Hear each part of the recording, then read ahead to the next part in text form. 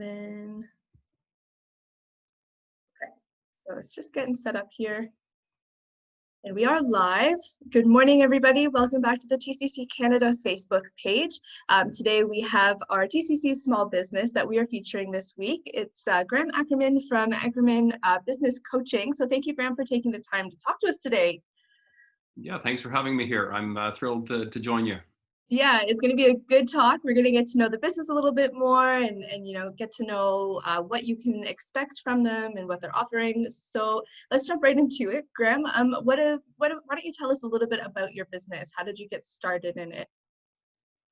How did I get started? Well, it's interesting to me anyways. I worked for a number of local companies in Ottawa and then a number of multinational companies for quite a few years and always enjoyed what I did. And unfortunately, probably in the last year of my career, the company I was working with was acquired. And I found myself doing things that I no longer particularly enjoyed. And I thought at that time, you know what, it's time to make a change. And running my own business is something I've dabbled with a number of times briefly, but at this point I decided the timing was right to go all in. And that was about 4 years ago now. Okay, amazing. Mhm. And then so you started Acreman Business Coaching. So what do you offer with that? Sure. Well, I guess the two things that I primarily sort of focus on very broadly are helping business owners increase their revenue or decrease their headaches, whatever the All case may right. be. Yeah. So I would say half the businesses that I work with I'm working with in terms of facilitating revenue growth. And they might already have strong growth, but they're looking for even quicker acceleration. Or they may have a flattened trajectory over the last few years and are looking for a way to improve that. So that, Amazing. is roughly half.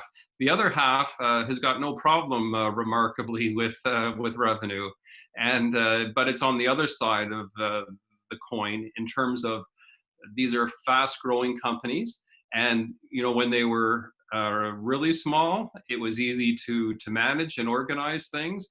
But as they've gotten bigger and bigger, from 2 people to 10 people to 20 to maybe 50, 100 or more, it becomes harder and harder to, if you don't have systems and processes and a good management structure in place, it can lead to a lot of challenges. So I Hmm. guess growth management would be the other side of the coin.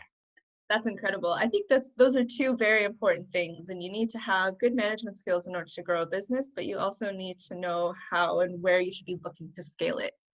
So it Hmm. sounds like you touch on the most important parts of the business aspect, or behind the scenes business aspect of it, at least. And do you primarily work with smaller businesses or larger businesses, a little bit of both? Who's your market at this point? Yeah, I would say that the bulk of my market, if I was to look at, say, I don't know, revenue, would probably be businesses in the $500,000 to uh, $4 or $5 million range. I've got a couple that are smaller than that, and a couple that are bigger than that as well. But I would say 80% would fall in that bucket. Okay, so you work with everybody, but you've got a pretty niche down group of primaries that you work with. Yeah, absolutely. Awesome. And were you working primarily face to face with people before the shutdown and everything? Was your business Yeah, very I much would like that? say probably 95% face to face. And it's interesting in that I was looking to convert that to more of a sort of video based experience where I could, Mhm. which is how I got 5% was that way. But with the COVID-19 situation, that really accelerated that side of it for me. Yeah, Absolutely. Mm. So, what changes have you made then to the way that you're running things at this point? Aside, so you've started video stuff. Have you made any other changes within the company to Yeah, accustom I or would say that adapt? there's a lot more video going on. Still some in person, but a lot more video based. I've upgraded my internet, All um, right. and the other thing that has helped is I've brought on two individuals that are working with me now to help support the customer base that I've got. Nice. And do they do a lot of online work as well with you? Yeah, pretty much everything they do is online. Okay. So it's been a big transition then for the business. It's been big, but it's for personally speaking, it's worked out. It's worked out all right because again, it was already a goal prior to the pandemic Yeah. to try and move towards that model, and now it's just facilitated it. It's not the way we would have wanted to have facilitated it, but it's there nonetheless. Yeah, it was a kick in the butt, I guess, to get it going. Sometimes Well, I that's mean, what's it's needed. almost every business in Ottawa has had to figure out how to do something similar. So Yeah. Yeah, it's yeah, been a big learning curve, I think, for a lot of people, but I'm glad that you were able to figure it out and, get it all sorted. Did you find that switching to video helped with the amount of customers you could work with? Was that, or has it made any difference in that kind of stuff? it definitely has because it reduces the amount of travel time in Yeah. between clients. Most that I'm working with, um, I've got two models. So primarily, I'm working with clients on a recurring basis, Okay. and it's as though I'm a senior partner in their business and helping them navigate their uh, their business growth or their growth management, as the case may be. Hmm. So what we're typically doing there is meeting on a regular scheduled basis, and so that is pretty consistent. And then there's the sort of one-time engagements where someone might have a particular issue that they need some advice on or ideas on some strategy. And again, most of this previously being done in person, it's um the meetings are typically 1-2 hours, but there's a lot of commuting in between there. Yeah. So Yes. on the one hand, it's you can get more done by the video.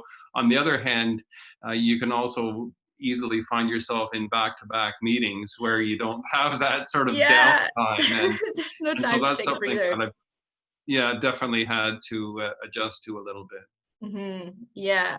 And did you find it took a while for you to get used to working from home a little bit more? I know a lot of people go, "Oh, it's fine. I'll just like work until whenever," and they've worked 12-hour days, and they normally would be working maybe 9 or 10 hours. It's easy to get lost in Yeah, work, I think, at home. I didn't. It's been again. I've been doing this 4 years now, and when I started it at home, thinking Okay. I don't need an office. I'll just work at home, and that worked all right for about I don't know 6 months, Yeah. and then it got to the point where it's like, okay, I need an office, and Mhm. so I got one, and that worked out really well for me, and sort of helped set boundaries in terms of personal time and business time, because as a business owner, they tend to mix a lot Yeah. by default. So I found that really helped. But then about a year ago now, I found that I was hardly ever going to the office. Oh, That it was typically going meeting to meeting, and sometimes I'd go 2 weeks without hitting my office, and I didn't have anyone working with me at the time. And so it got to the point where, geez, I really don't need the space because I'm never here. right. So I gave that up about a year ago. And then again, most of my work had been at my client site. Mhm. So um, it wasn't a case of working at home very much. But then suddenly, of course, in March, it became a bit of a different story. Yeah, working at home all the time. Yeah, so then it's readjusting and Yeah. Well, I'm glad that things worked out and that everything is readjusted. So you're offering coaching services. Are you able to go into a little bit more? Do you have any other coaching services that you're offering? We touched on revenue growth and growth management. Are you doing anything else with those, or are those the only two services at this point that you're offering? no, well, you know what? It sounds pretty specific, but it really gets into a lot of things because, I'll give you an example. If you've got a business that's plateaued in their revenue growth for, say, the last 2 or 3 years, and, the overriding reason that they might reach out is to say, hey, Graham, my revenue, it's stalled. I want to find a way to pick things up and get it Mm. going again. Well, the reality is it's not always about the sales. I mean, sure, the Oh, revenue yeah. comes from the sales, but there's often issues sort of behind the scenes that are preventing an organization from being able to attain those revenues.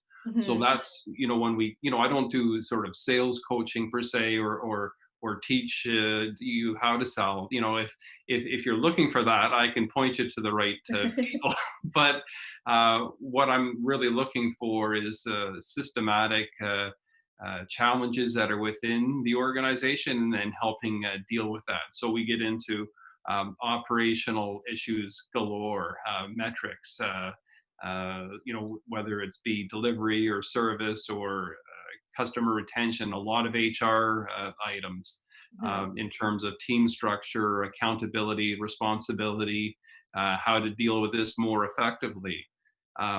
So there's a wide range of business issues that I get into, and at the end of the day, it's I always say it's, as an owner, it's your prerogative to do what you want.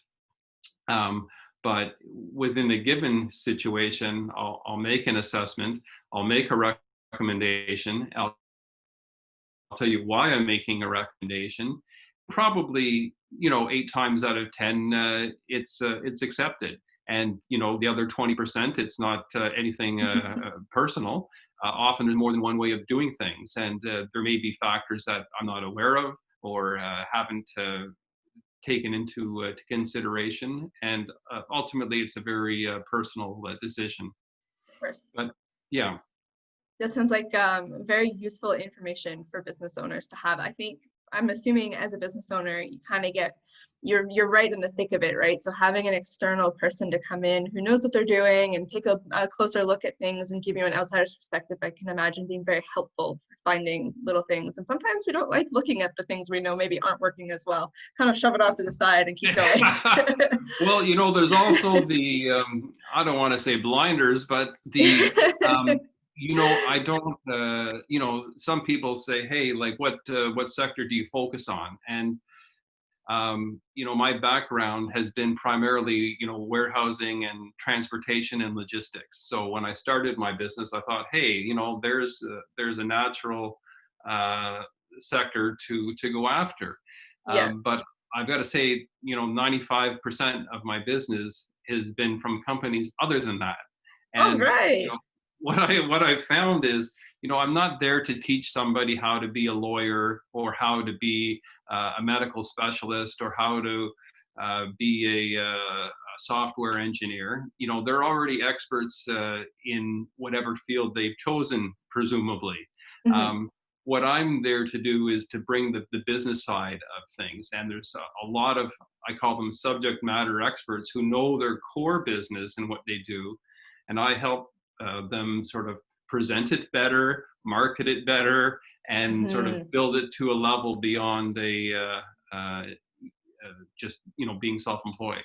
And that's a big part of it. And I think it's a Hmm. big part that a lot of people, especially going into a new business, don't understand that you can know how to do what you're doing. I mean, if you're an expert in your field, you've got the main product down. It's a matter of business and marketing. All this extra stuff is a lot of work, and it takes years and years of going through the motions and trial and errors, and to have an extra person come in and say, it's okay, I'll help you, just like help speed things along a little bit is really helpful.